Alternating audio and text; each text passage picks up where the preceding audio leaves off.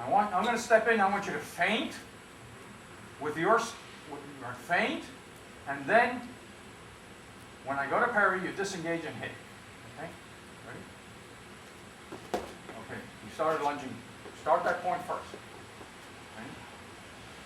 Feint and hit. Is that a compound action? Yes. You made a feint, and then you disengage. But now you're going around. You're making a circle. I want you to drop that point. Okay? All right, let's try it again. Very small drop, feint around right here. Good.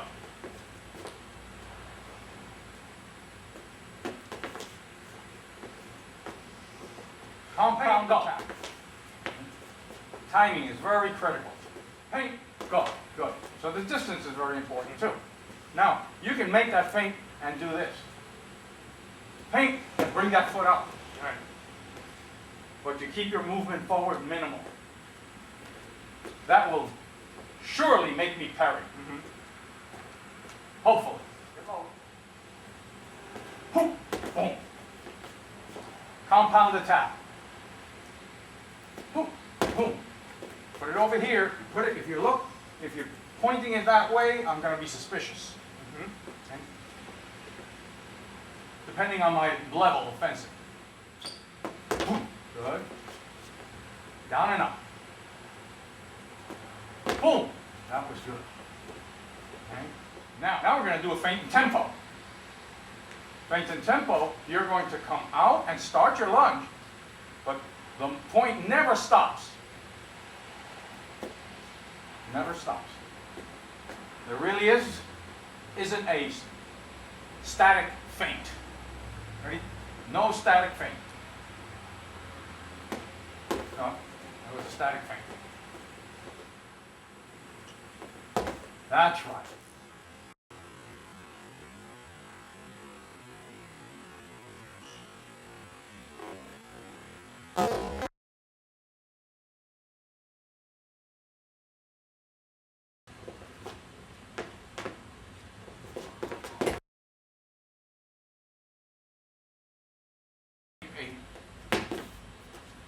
Accelerated, you have to change the rhythm.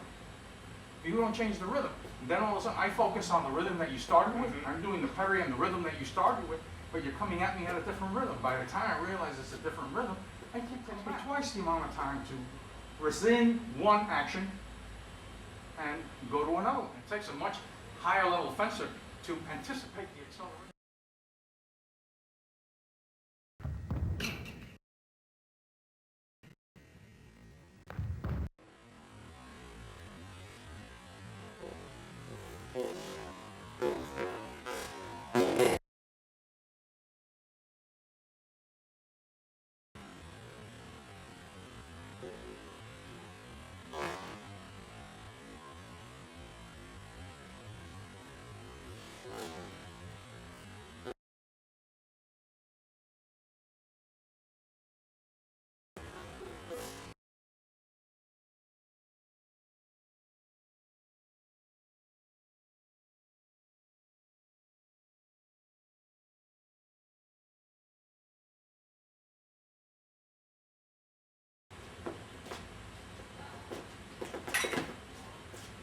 Just parried repos. So you should never have gone there. You drop the point and you come right back up.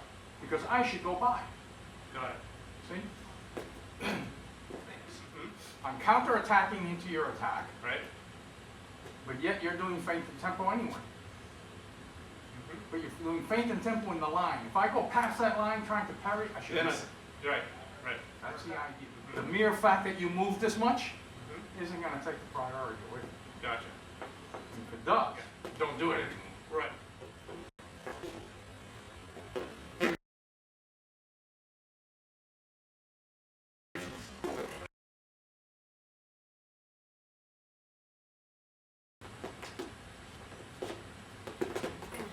When you bring the point up, the guard and everything should stay under your shoulder.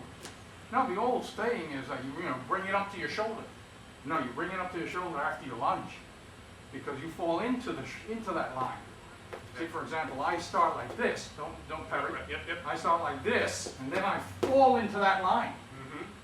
I don't have it up here. Right. Because if I have it up here and you lunge, you're going to find a lot of this. Because you're bringing the point down. Or now you have to control the point while your shoulder is dropping. Okay. So keep it low. Okay, so that displacement has to be very small. But you know, when you watch, on guard, you watch these high-level fencers, they'll do a faint tempo. You do the parry. Ready? Yeah. Wide movements. They're moving very fast, but they've got the skill. They know exactly where it's going to go. Right. You don't. You can't afford to have that point going to Never Never Land because you'll never get it back. Right. Whereas they can literally do one of these moves. They've done it 1,000 million right times. There in a dime every single time. Right. They've done it a million times. With the distance. Or they can put a lot of energy into that blade and still control it. Right. Right. You can't afford to do that. Right. It's coming.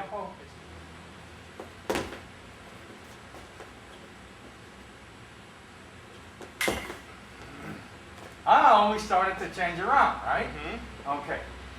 So I might parry, I might not.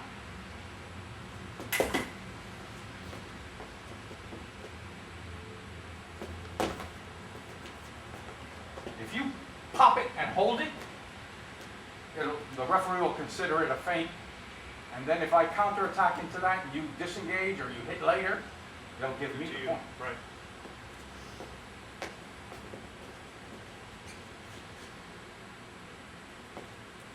Look. That's right, see? And you know you made those judgments based on distance. Yes. Yes.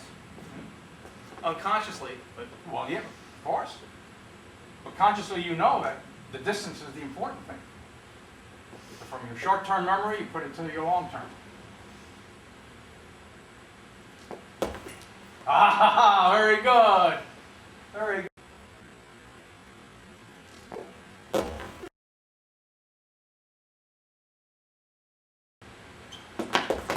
Good, that's right.